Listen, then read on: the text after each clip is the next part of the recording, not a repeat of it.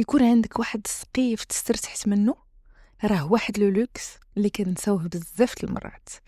مرحبا بك في الحلقة 15 من 30 يوم دو غراتيتود على ماروكان. شكرا تشالنج.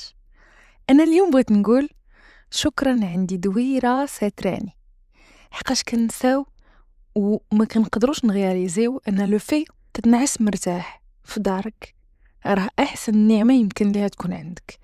يكون عندك واحد البليصة اللي كتقدر تدخل ليها من مورا نهار طويل وكترتاح، واحد النويميسية ديالك كترتاح فيها كتسكا بلا ما تبقى هاز هم الدنيا، ولا ان بوتي كوان شي توا، اون بوتيت بيبليوتيك ولا شي قنيته في شي كريسي كتجلس عارف ان هذاك هو لو كوان ديالك في الدار اللي كترتاح فيه.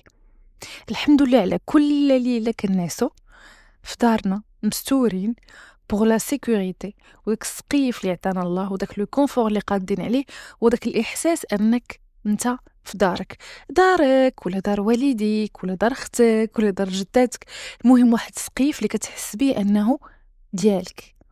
في الاخر كتقول كيما بغات تكون لا طاي ديال لابارتمون، كيما بغا يكون هاد لو كارتي شعبي ماشي شعبي، هادشي ما سوقناش. سو كي كونط هو انه عندك واحد القنيته كترتاح بها مزيان. وانت شنو هي احسن قنيته عندك في الدار اللي كتعجبك؟